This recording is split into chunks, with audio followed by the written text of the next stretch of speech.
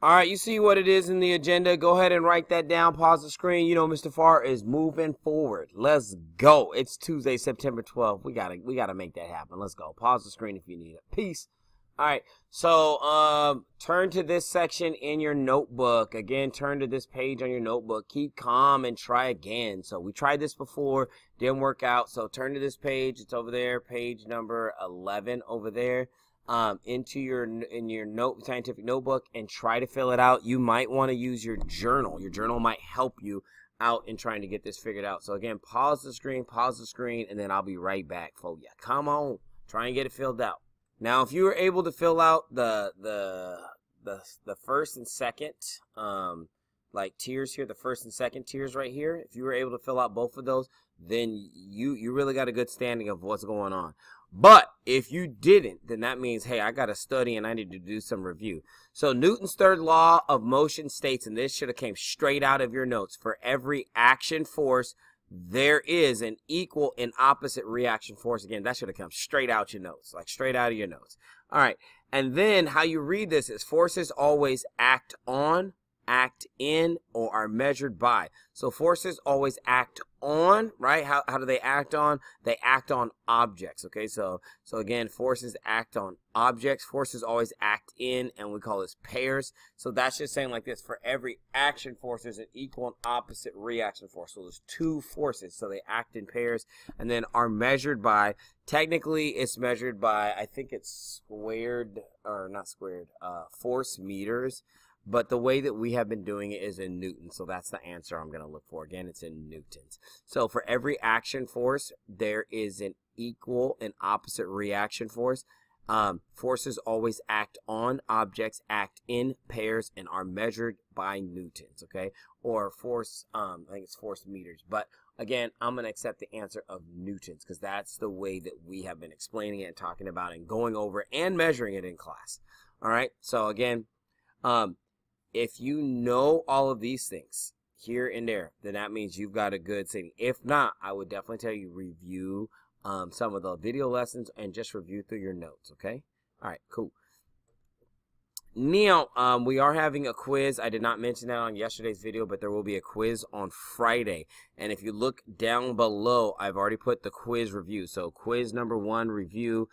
Newton's third law is right there, okay? So I'm going to get this fixed in 3, 2, and ta-da, bam. So now here we are in the real canvas, okay? So right here, you'll just click right here, quiz number 1, review, right? And then that would be Newton's third law. And then right here, this will open up interacting objects, right? And these should be things that you've all seen. So these are like the review slides. So again, force. We just we kind of went over this. It's a push or a pull that can change the motion. I'm not going to go through all of these. These are for you to be able to go through, right? So again, shouldn't be anything new that you have not seen. We just went over this, Newton's third law. And then I put on here, just in case you need more help with conversion. So right here would be some conversion factor tutorials, right? And what I would recommend doing is having your journal. And then as they're putting the problems up on the screen, go ahead and try and use the conversion factor. See if you are able to do it. If you're able to do it, and then you can play it and then see like, oh, did I get it right? And that would help you out. So again, you can go through that. You should be able to read one of these. You should also be able to tell me what the name of this is. Okay, you should be able to tell me what the name of this is. And you should be able to read one of them to tell me what is the force in newtons. You should be able to tell me what motion is. That should be super normal, okay? The difference between weight and mass, right? And you should be able to know that. Also, what is a system? And then what are the let me go back. What are the parts of the system? What are the boundaries of the system? What does the system do? How does input or force go into a system? These are all things you should be able to identify if I just gave you a system. Also, what is physics? Let me move myself. What is physics? And I've highlighted the most important parts, okay? We went over this as well. Make a list of what scientists do for job, and if you're like, I don't remember, guess what? Blat out. I got the video right here, so you can go through that. So I could ask you anything out of that video. Also, very last thing, what is science? Hopefully you remember that science is a way of learning about the world, right? The world around us, how it got to be that way. And what's the other thing? How it got to be that way, how it actually works, and then what is the last one? Oh, and it's a pathway to understanding. So I guess that's everything. Hey, what is in the world, how it works, and how it got to be that way. Again, those are the things that you should be looking for inside of the review for the quiz. So those are all the things that will be on the quiz. All right, let's go to the next thing. And here we are, right? Here we are. Let me make sure I don't take myself off screen. So we're going to talk about writing a 5-sentence paragraph. It shouldn't take us like super long. So just remember this. Begin with the topic sentence. State what a paragraph is about. And then whatever you state what the topic is, then that's what everything should be about. Make sure to indent. That was one of the biggest issues that we saw yesterday. So down here it says, last summer my family went on an amazing picnic in the park. And that means that this whole paragraph should be about the picnic in the park and how amazing it really was. So it shouldn't be like, I fell down and I broke my leg and then I fell into the lake and then some poop got on me. No, you should be telling us how amazing it is. Okay, so just remember, after you write your topic sentence, then each sentence should, the 3 next sentences should be detailing, like, hey, what's going on? Use describing words, action words. That helps us to see pictures in our head of what you're actually writing about. Cool, next thing. So last summer, my family went on an amazing picnic in the park. We brought freshly made ham sandwiches, apple pie, ice cold lemonade. That's all imagery we can see, because you could have just said we brought food, but instead, since you describe the main things you brought, then we have a real idea of what it is. And you can see the apple pie, you can see the ham sandwich, you can see the ice cold lemonade. While we enjoyed our picnic lunch under a tree, you can kind of see that, a family under a tree. A small gray squirrel, look, they described the squirrel, crawled. Even the way that it's moving is slow. Close to us. Suddenly, the squirrel grabbed my delicious piece of pie and off my plate and then scurried off.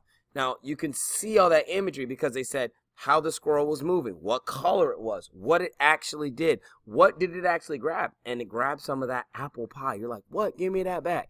Okay?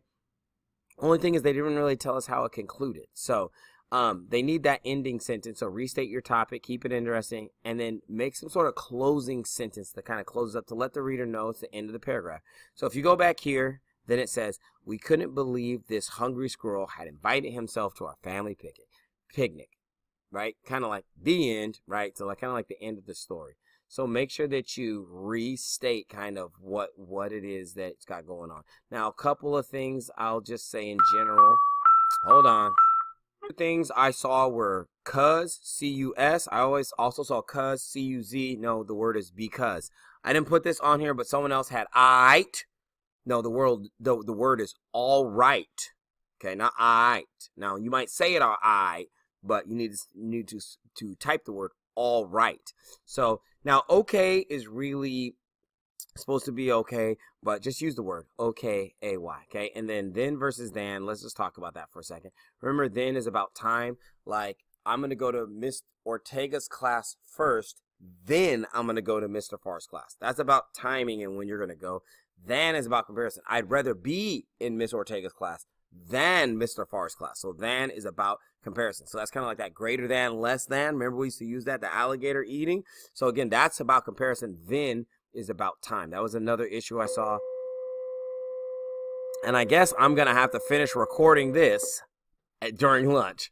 All right, y'all. I'll be back. All right, so this is one of the major things that I saw, problems I saw, was that people did not indent their paragraphs. So if you read here, it's in the final, it's finally the 2nd month of school, but let's talk about the 1st month. Now, this is a good intro. I actually really like it because it's not boring.